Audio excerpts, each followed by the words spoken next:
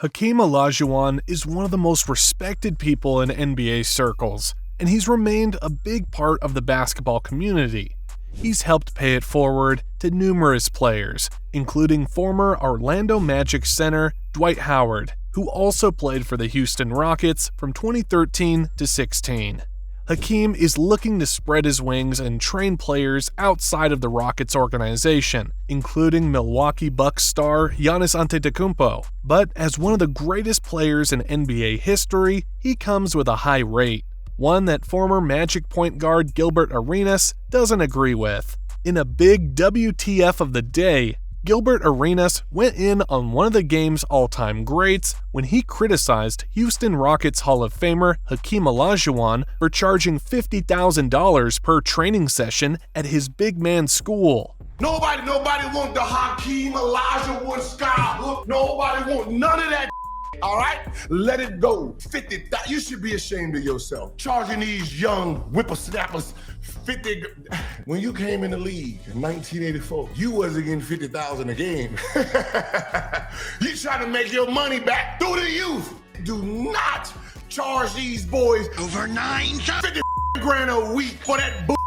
He ain't been good since the 90s. That means all the moves in the 2000s, early 2000s, he don't know. 2010, he don't know. 2020, he don't know. He don't know. Who the you gonna do the moves on? Wimbayami? Gilbert Arenas claimed that Giannis Antetokounmpo had no need to train alongside Hakeem Olajuwon.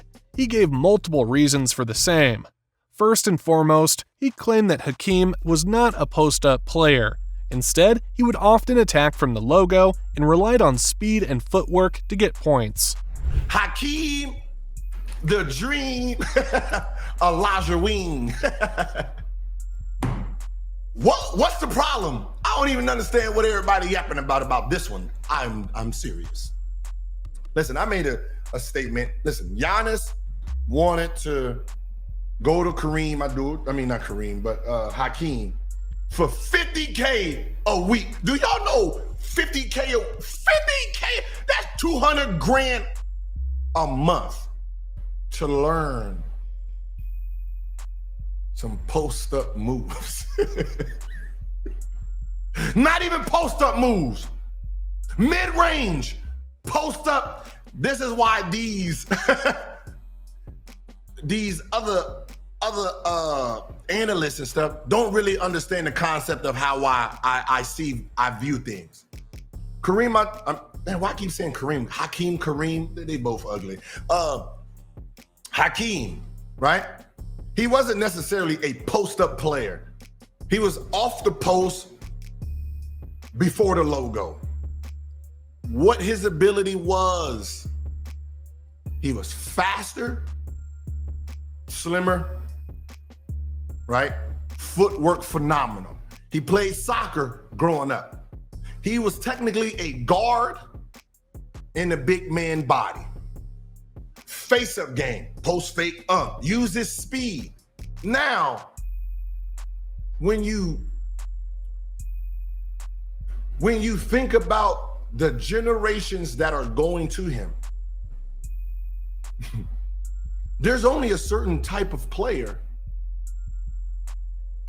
that can actually adopt what he's teaching. 50,000 a week? You crazy? First, Hakeem wasn't the guy who patented the skyhook. That was Kareem Abdul-Jabbar. Second, people do want to train with Hakeem and have. Players over the years have included LeBron James, Kobe Bryant, Dwight Howard, Amare Stoudemire, and many others. Current players include Alperen Sengun and Giannis Antetokounmpo. Third, anyone who has watched even a few minutes of Hakeem's game should realize there are numerous facets of his repertoire that carry over, including treating big man footwork like guard footwork, and though Hakeem didn't shoot the three in his day, he had a money jump shot, and there's not too many people out there who don't think he easily could have shot threes if that was the state of the game during his time. In fact, Hakeem's game was so advanced and so guard-like, when it came to misdirection, ball handling, and footwork, you could even consider him the forefather to the modern big man of today. Arenas currently reeks of jealousy and a serious lack of knowledge, but thankfully, it appears by many of the social media comments that most NBA players aren't taking this ridiculous rant very seriously. Hall of Famer Ralph Sampson, who shares a bond with Olajuwon after spending 3 years together as the franchise's Twin Towers in the early 1980s, a period in which the Rockets rose from the Western Conference cellar to a surprise NBA Finals appearance in 1986, quickly defended his ex-teammate. To Sampson, players in today's game are uniquely suited to take something from Olajuwon's offensive arsenal. For his part, Ralph Sampson pointed out that Olajuwon is well worth the pay he's getting, contrary to what Arenas is trying to say.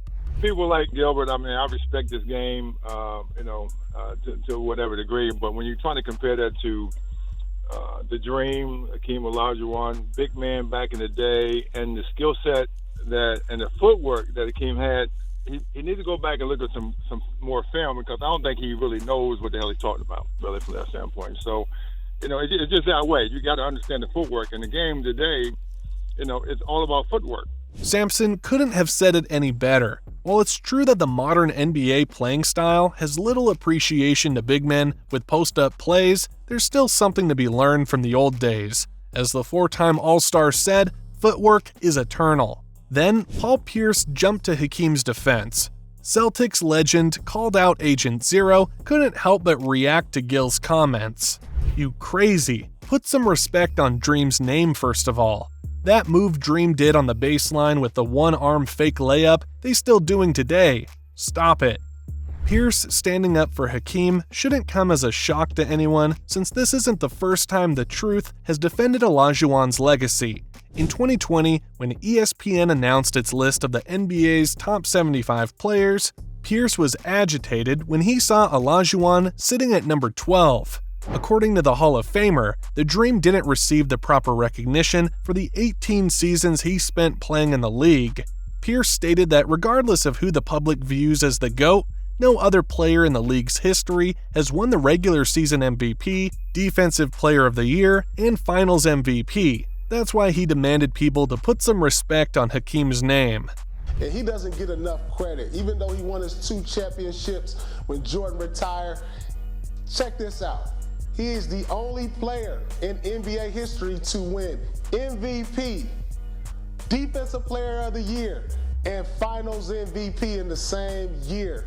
No one else in NBA history has done that in the same year. So yes, Hakeem Olajuwon is the one player that stands out to me that is not in the top 10. And you look at all these players who accomplished so much, no one has ever accomplished that feat. Eddie Johnson also called out the former Washington Wizards point guard for disrespecting the Dream and explained how Gil also could have benefited from John Stockton's mentorship during his playing days. Johnson argued that if Gil had the foresight of Giannis to learn from another Hall of Famer, he could have had a longer run in the league. Stock only missed 22 games in his 19 seasons in the association. On the other hand, Agent Zero was out of the NBA by 2012 at the age of 30. Giannis in the next few years, once he can't run and change direction as quickly, will need an antidote. Hence, a back-to-the-basket game, worth the $50K to get extra years at $10 mil plus. Gil, if you took some point guard lessons from Stockton with your broke knees, you could have gotten a few more too. Stockton's longevity is still unprecedented to this day. That's why Arenas could have undoubtedly benefited from learning how to take care of his body from the Utah Jazz legend. The same goes for Hakeem and his footwork. Today's NBA is a perimeter-oriented league, and the emphasis on three-pointers is at an all-time high. However, with the re-emergence of big men led by Nikola Jokic and Joel Embiid, teams once again value guys who have the back-to-the-basket game. Hakeem also got support from Stephen A. Smith. He claimed Olajuwon was one of the 5 best centers of all time and had trained LeBron in the past. Referring to Olajuwon as one of the top 5 greatest centers in the history of basketball, Smith placed the 60-year-old on the same pedestal as other big names like Wilt Chamberlain, Kareem Abdul-Jabbar, and Shaquille O'Neal. Smith defended Olajuwon's teachings and lessons, stating that the training he provided helped formidable players like LeBron James, Kobe Bryant, and Carmelo Anthony to excel on the basketball court. The journalist even proceeded to highlight the words that the late Lakers icon said about Olajuwon. This is what Kobe Bryant, the late great Kobe Bryant, once had to say about Olajuwon's training advice. He said, when you're able to understand the small details, you're able to elevate it to another higher level. Because Olajuwon was the dream shake and everything in between. He blocked shots, he rebounded, and he had moves in the post that was unrivaled by pretty much any big man he had gone against. Giannis is not there yet, as he bases his game mainly on athleticism. That being said, there's no better mentor to learn post moves from than Olajuwon, and working with him is worth every penny of the $50,000, especially for a guy who earned nearly $190 million from contracts alone. Hope you enjoyed the video, guys. Make sure to like the video and subscribe to our channel. Thanks for watching, and see you next time.